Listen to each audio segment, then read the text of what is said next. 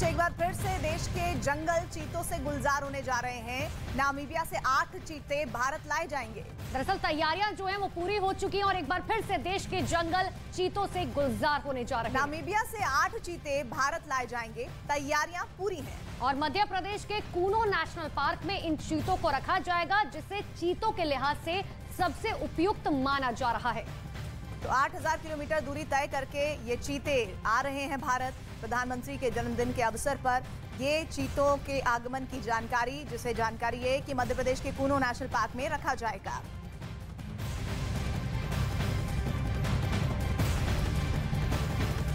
तो भारत की धरती पर उनका आगमन हो रहा है, जिनका यहाँ 70 साल पहले नामो निशान मिट गया था। जी हां, प्रधानमंत्री नरेंद्र मोदी के प्रयास के बाद स्पेशल प्लेन से नामीबिया से 8 चीते भारत आ रहे हैं। और न केवल इनका चुनाव बल्कि इनकी जगह को लेकर बहुत रिसर्च की गई है।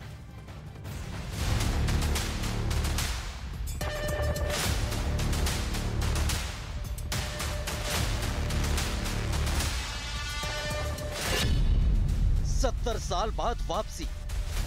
भारत में चीतों के आगमन की उल्टी गिनती शुरू हो चुकी है। नामीबिया में भारतीय प्लेन पहुंच चुका है। बोइंग 747 विमान से चीतों को भारत लाया जाएगा। प्लेन में खास इंतजाम किए गए हैं। प्लेन के अंदर चीतों के लिए अलग जगह बनाई गई है। इकोनॉमी सीटों को हटा दिया गया है ताकि चीते प्लेन के अंदर विचरण कर सके। 17 सितंबर को सभी 8 चीते जयपुर पहुंचेंगे और इसके बाद उन्हें हेलीकॉप्टर के जरिए मध्य प्रदेश के कुनू नेशनल पार्क लाया जाएगा। 8 मेहमानों का इंतजार। नामीबिया से आने वाले मेहमानों की फोटो भी आ चुकी है। इसमें से 3 नर और 5 मादा चीता हैं। मादा की उम्र 2 से 5 साल है और नर चीतों की उम्र 4.5 साल से 5.5 साल की है। इन्हें शुक्रवार को रवाना कर दिया जाएगा, लेकिन उससे पहले नामीबिया में एक छोटा कार्यक्रम भी होगा।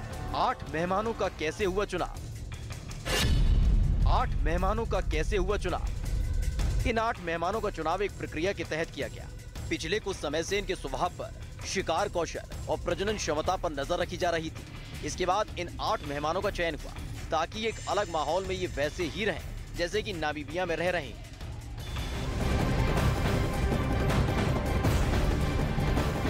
भारत में तो चीतों को विलुप्त हुए 7 दशक से ज्यादा वक्त बीत चुका है, लेकिन अब देखिए ये चीता एक बार फिर से भारत में आने वाला है। अभी भी भारत के कुछ ऐसे राज्य हैं जहां कभी-कभी चीता देखने का दावा किया जाता है।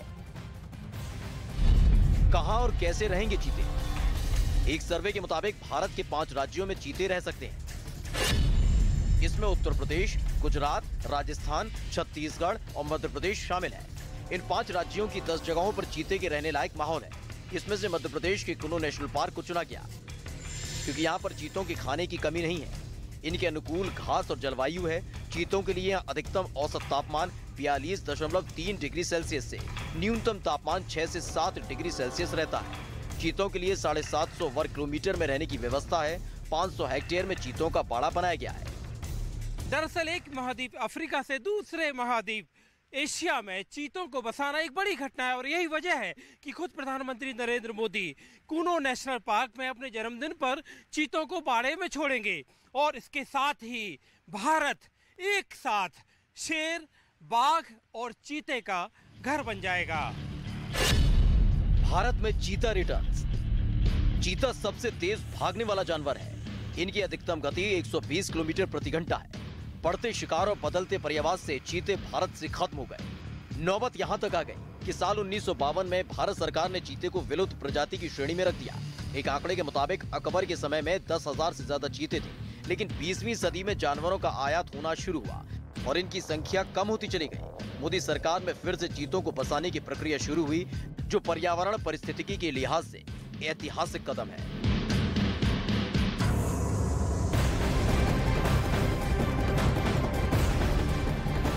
फ्रांस के दक्षिण पश्चिमी में गिरोंडे के जंगलों में सोमवार को लगी आग से अब तक 3200 हेक्टेयर से ज्यादा भूमि जलकर राख हो चुकी है। तो फ्रांस के जंगलों में आग के आतंक की जानकारियां सामने आ रही है। 3200 हेक्टेयर जंगल पर आग ने कब्जा कर लिया है। धू-धू कर ये पूरा का पूरा जंगल खाक में तब्दील होता नजर आ रहा है। दक्षिण पश्चिमी फ्रांस से हैरान करने वाली तस्वीरें सामने आई है, जहां पर गिरोंडे के जंगलों में आग लगने से हाहाकार मच गया।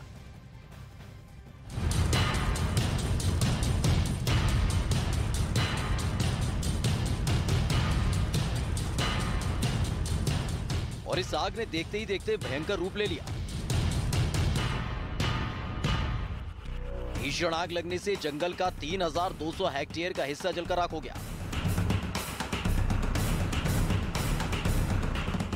आग लगने की वजह से हर तरफ धुआं और आग की ऊंची ऊंची लपटें दिखाई दी,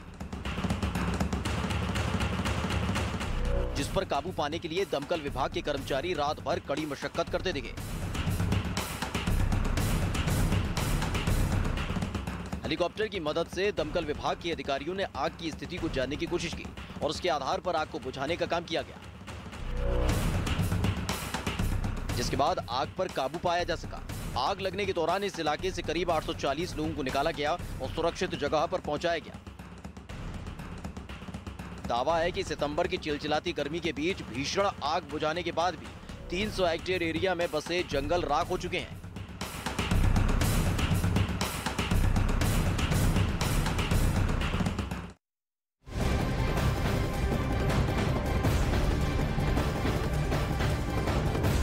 तो दूसरी तरफ अमेरिका के कैलिफोर्निया में लगी आग बुझने का नाम नहीं ले रही। वहां जंगल में भड़की आग ने सैकड़ों पेड़ों को जलाकर राख कर दिया है। कैलिफोर्निया में भीषण आग की तस्वीरें और जानकारियां सामने आई हैं। तो बड़ी जानकारी इस वक्त की आपको दे रहे हैं। कैलिफोर्निया में देखिए भीषण आग लगी हुई है जो बुझने का नाम नहीं ले रही है। कई एकड़ जंगल जलकर राख हो गए हैं। देखिए कई दमकल कर्मी जो हैं वहां पर मौजूद है, लेकिन ये आग बुझने का नाम नहीं ले रही।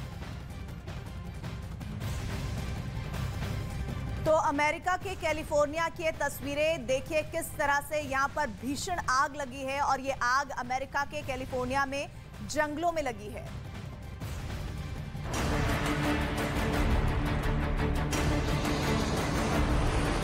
और कुछ तो अभी भी जलते ही चले जा रहे हैं, जिसकी वजह से कई एकड़ में फैला जंगल पूरी तरह बर्बाद हो गया, जिसके बाद उसे बुझाने के लिए दमकल की कई टीमें तैनात कर दी गई, जिनके आगे सबसे बड़ी चुनौती अब जंगल के उस हिस्से को बचाना है जो आग की चपेट में आने की कगार पर है। विमान की मदद से भी जंगल के ऊपर आग बुझाने वाले केमिकल का छिड़काव किया गया, लेकिन परेशानी ये है कि बेइंतहा गर्मी और तेज हवाओं की वजह से आग भड़कती चली जा रही है। वहां से एक वीडियो में इस आग की विनाश लीला दिखाई दी, जिसने दूर दूर तक फैले हरे भरे जंगल को बर्बाद कर दिया। वहां चारों तरफ एकदम सन्नाटा पसरा दिखा। पेड़ों के अलावा इस आग की जद में आने वाली तमाम चीजें जलकर राख हो गई, जिसे लेकर अमेरिकी सरकार ने भी चिंता जताई, साथ ही उसे जल्द काबू में करने के निर्देश भी जारी कर दिए। बताया गया कि कैलिफोर्निया में जंगल की आग हवा की वजह से फैल रही है और उसे बुझाने में दिक्कतों का सामना करना पड़ रहा है। आग की वजह से तापमान में भी बढ़ोतरी दर्ज की गई है।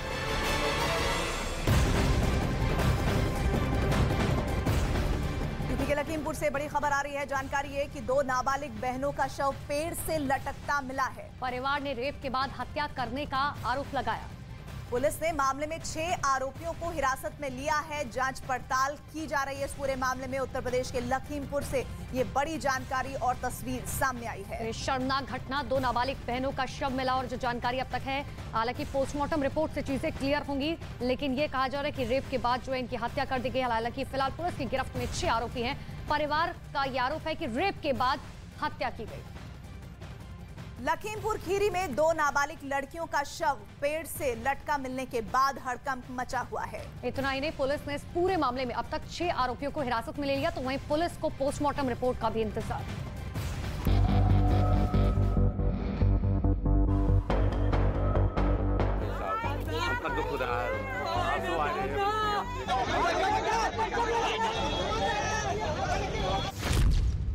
उत्तर प्रदेश के लखीमपुर खीरी के निघासन थाना क्षेत्र में पेड़ पर 2 नाबालिग दलित बच्चियों का शव लटका मिला, जिससे हड़कंप मच गया। सूचना मिलने के बाद पुलिस मौके पर पहुंची और शव को पोस्टमार्टम के लिए भेज दिया गया। वहीं बच्चियों के परिवार वालों ने गांव के रहने वाले लोगों पर बच्चियों के अपहरण और उनके साथ रेप और हत्या का आरोप लगाया, जिससे सनसनी फैल गई। जिसके बाद पुलिस ने तफ्तीश शुरू की और आरोपियों की तलाश तेज कर दी। इस पूरे मामले में पुलिस ने आरोपी छोटू, सोहेल, हाफिजुल, करीमुद्दीन और आरिफ को हिरासत में ले लिया। वहीं एक आरोपी जुनैद को पुलिस ने मुठभेड़ के दौरान हिरासत में लिया, जिसमें जुनैद घायल हो गया। दरअसल परिवार वालों का आरोप है कि पहले उनकी दोनों बेटियों का घर से अपहरण किया गया था, जिसके बाद दोनों लड़कियों का शव पेड़ के फंदे से झूलता मिला। नाबालिग लड़कियों के साथ हुई इस वारदात के बाद इलाके में हड़कंप मच गया। तो लखीमपुर खीरी मामले में पुलिस ने जब तफ्तीश शुरू की थी तो 6 आरोपियों को हिरासत में ले लिया। इसके साथ ही पूछताछ में सनसनीखेज खुलासा हुआ है कि कैसे दोस्ती के नाम पर हत्या की साजिश रची गई।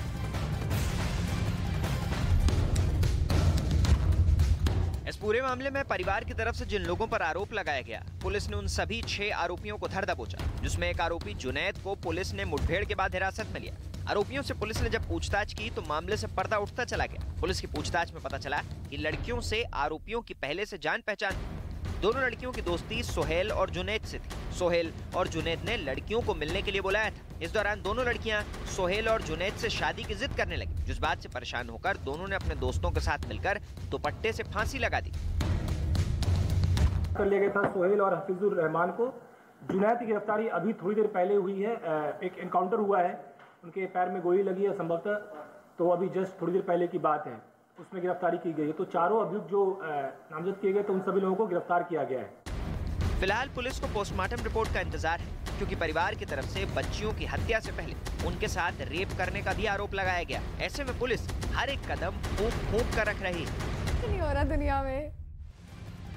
तो पुलिस ने लखीमपुर केस में पॉक्सो एक्ट के तहत मामला दर्ज किया है और अब इंतजार सिर्फ है पोस्टमार्टम रिपोर्ट का। पोस्टमार्टम रिपोर्ट में ये पता लगेगा कि लड़कियों की हत्या कैसे की गई। हालांकि शुरुआती जांच में पुलिस दावा कर रही है कि हत्या से पहले लड़कियों के साथ दुष्कर्म किया गया। पुलिस ने दोनों लड़कियों के शव को पोस्टमार्टम के लिए भेज दिया और पोस्टमार्टम रिपोर्ट में इस बात की पुष्टि हो पाएगी। और इस वारदात को लेकर लखीमपुर में लोग गुस्से में हैं।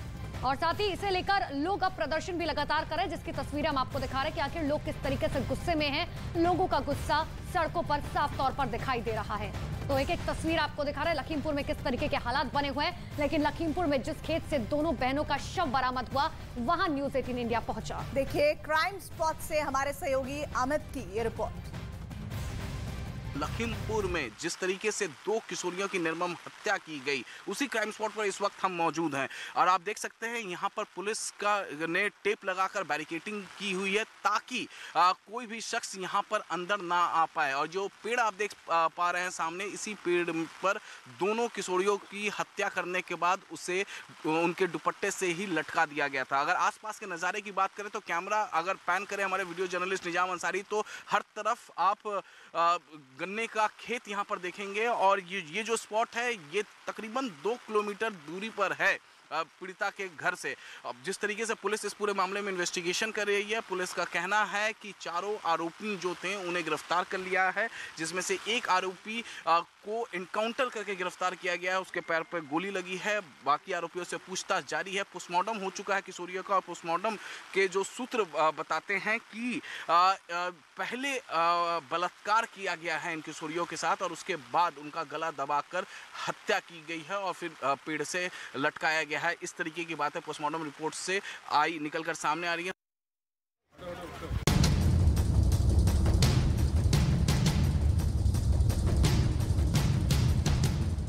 लखीमपुर खीरी में 2 नाबालिग बच्चियों की हत्या के मामले ने सियासी गलियारे में हड़कंप मचा दिया। परिवार के आरोपों को आधार बनाकर विपक्ष ने उत्तर प्रदेश की कानून व्यवस्था पर सवाल उठाने शुरू कर दिए। एक के बाद एक ट्वीट में कानून व्यवस्था का हवाला दिया गया, तो वहीं समाजवादी पार्टी सीधे तौर पर हमलावर नजर आई। बचाओ बेटी पढ़ाओ का नारा देकर सत्ता में आने वाली भारतीय जनता पार्टी के शासन में थानों में बलात्कार हो रहे हैं। आज जिस तरीके से लखीमपुर खीरी में 2 लड़कियों की संदिग्ध हालत में मौत हुई है, ये उत्तर प्रदेश की कानून व्यवस्था पे बड़ा प्रश्न चिन्ह है। उत्तर प्रदेश में मां बहन बेटियां कहीं भी सुरक्षित नहीं है। वहीं यूपी के डिप्टी सीएम केशव प्रसाद मौर्य ने विपक्ष से ऐसे वक्त में राजनीति न करने की नसीहत देते हुए दोषियों के खिलाफ सख्त कार्रवाई की बात कही।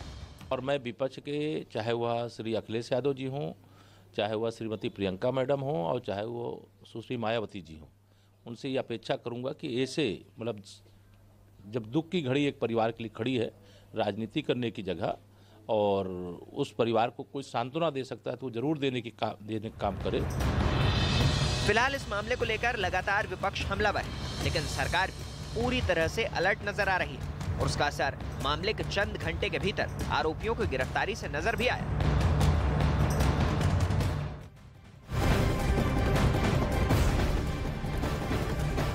इस बीच बड़ी खबर आ रही है लखीमपुर केस से जुड़ी हुई बड़ी जानकारी, अहम जानकारी। लखीमपुर केस में पोस्टमार्टम रिपोर्ट से संबंधित अपडेट है। रिपोर्ट में दम घुटने से मौत की बात कही गई है। पेड़ से लटकते मिले थे लड़कियों के शव।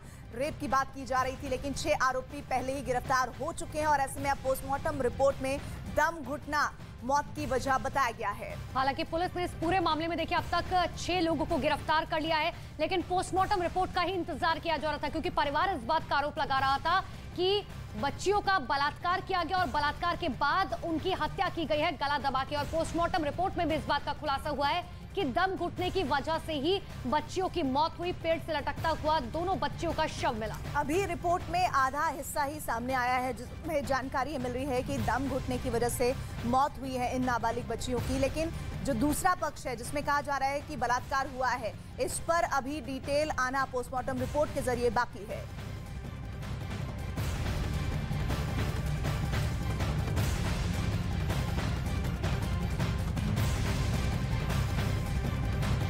तो 6 आरोपी गिरफ्तार किए जा चुके हैं और इस पूरे मामले में पोस्टमार्टम रिपोर्ट देखिए जो सामने आई है, जो जानकारी अब तक है। आपको बता दें कि पोस्टमार्टम रिपोर्ट से जुड़ी हुई बड़ी जानकारी लखीमपुर केस से जुड़े बता रहे हैं, जहां पर अंतिम संस्कार के लिए परिवार आखिरकार राजी हो गया है। परिवार बार बार ये कह रहा था कि पहले आप पूरी सच्चाई को सामने लाइए। फास्ट ट्रैक कोर्ट में सुनवाई इस मामले की होने की बात तय हुई है, लेकिन लखीमपुर केस में अंतिम संस्कार को लेकर परिवार राजी हो गया है। वो परिवार जो लगातार ये मांग कर रहा था कि दोषियों को न सिर्फ जल्द से जल्द पकड़ा जाए, उनके असल ठिकाने पर उन्हें पहुंचाया जाए। ऐसे में 6 आरोपी पहले ही गिरफ्तार हो चुके हैं। अंतिम संस्कार के लिए परिवार राजी हो गया है। पोस्टमार्टम रिपोर्ट आ गई है जिसमें दम घुटने की वजह से मौत की बात कही गई है, लेकिन क्या उन बच्चियों का बलात्कार हुआ था, इस पर अभी पोस्टमार्टम रिपोर्ट में पॉइंटर्स आना बाकी है।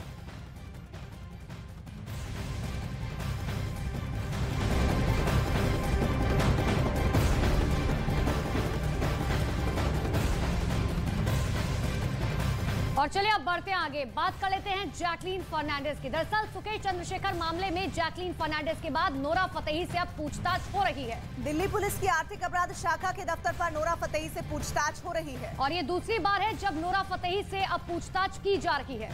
इससे पहले 2 सितंबर को उनसे इसी मामले में सवाल जवाब हुए थे। आरोप है कि सुकेश चंद्रशेखर ने ठगी और अवैध वसूली की कमाई की और साथ ही जैकलीन और नोरा फतेही को महंगे गिफ्ट दिए थे और उसी को लेकर जैकलीन फर्नांडिस से कल पूछताछ की गई। आज नोरा फतेही देखिए इस गाड़ी में नजर आई, हुडी ब्लैक कलर की हुडी पहने हुए नोरा फतेही यहां पर नजर आई थी।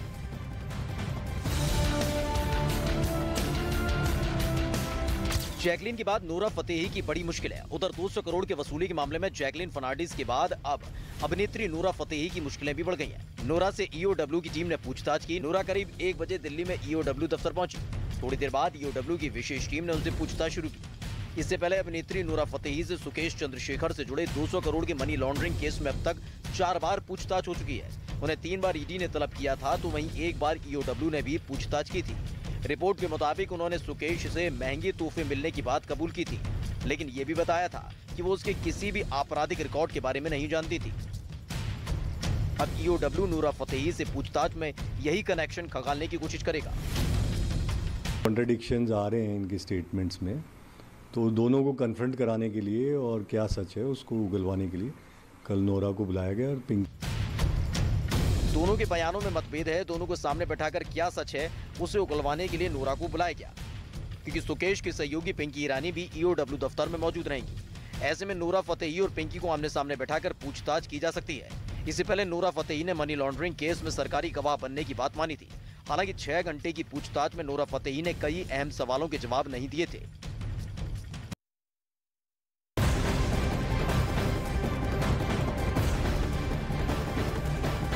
इस वक्त बड़ी खबर आ रही है, दिल्ली में चाकूबाजी का नया वीडियो सामने आ गया है। दिल्ली में कानून व्यवस्था का खौफ नहीं है लोगों को। लड़के पर चाकू से ताबड़तोड़ कई वार करने की तस्वीरें जानकारी आई है। मंगोलपुरी का ये वीडियो बताया जा रहा है जिसमें चाकूबाजी की घटना सामने आई है। दिल्ली से बड़ी खबर जहां चाकूबाजी का एक और वीडियो सामने आ गया है। इस वक्त सीसीटीवी फुटेज भी आप देखिए जिसमें कुछ लड़के चाकू से एक लड़के पर ताबड़तोड़ वार करते दिख रहे हैं। और ये वीडियो दरअसल दिल्ली के मंगोलपुरी का बताया जा रहा है। इस वीडियो को लेकर ये दावा किया जा रहा है कि घटना 9 सितंबर की। आपको ये बता दें कि 9 सितंबर को मंगोलपुरी में एक लड़के अरमान की चाकू से गोदकर हत्या कर दी गई थी। फिलहाल पुलिस मामले की तफ्तीश कर रही है।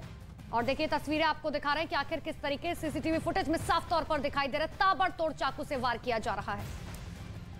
तो 9 सितंबर को दिल्ली के मंगोलपुरी में एक लड़के की चाकू से गोदकर हत्या कर दी गई थी।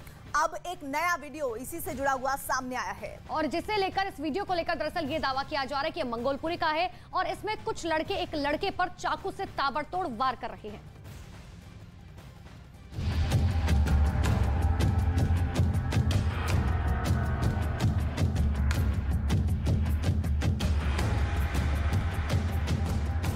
सीसीटीवी फुटेज जो सामने आई उसमें 5 लड़के नजर आए,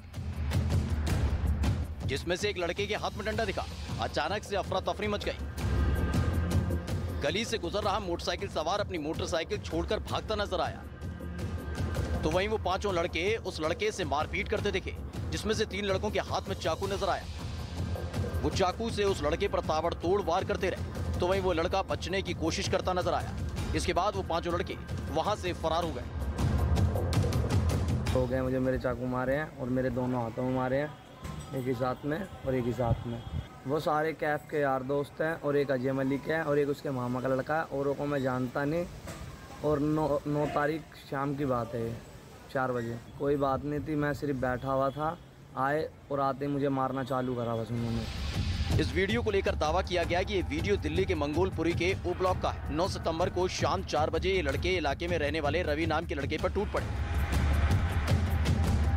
जिसमें रवि बुरी तरह से घायल हो गया। जबकि इससे पहले 9 सितंबर को मंगोलपुरी के ब्लॉक में अरमान नाम के लड़के की चाकू से कूदकर हत्या कर दी गई थी, जिसका भी वीडियो सामने आया था।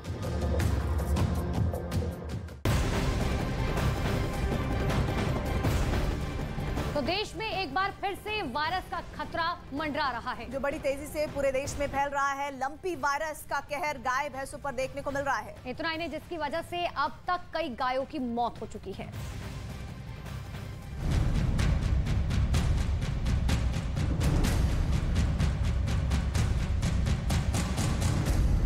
एक और खतरे ने देश में दस्तक दे दी है और देखते ही देखते देश के अलग अलग हिस्सों में ये लंपी वायरस फैलता जा रहा है, जिसको लेकर स्वास्थ्य विभाग लगातार काम कर रहा है। वहीं कई राज्यों में लंपी वायरस का कहर देखने को मिला। राजस्थान, पंजाब, हरियाणा, मध्य प्रदेश, महाराष्ट्र, उत्तर प्रदेश, दिल्ली और गुजरात ये वो राज्य हैं जहां सबसे ज्यादा इस लंपी वायरस का असर देखने को मिल रहा है। इसके अलावा कई और राज्यों में हालात बिगड़ते ही जा रहे हैं। लंपी वायरस की चपेट में आने पर गाय और भैंस को तेज बुखार आता है, मवेशी के शरीर पर गांठ हो जाती है, मवेशी कम भोजन करने लगता है, तेजी से मवेशी का वजन घटने लगता है, दूध देने की क्षमता में भी कमी आ जाती है। ऐसे में जरूरी है कि बीमार गाय का दूध पीने से बचें, साथ ही घर पर आने वाले दूध को अच्छे से उबाल कर पिएं, क्योंकि लंपी वायरस गाय भैंसों के जरिए कहीं आपको अपनी गिरफ्त में न ले ले।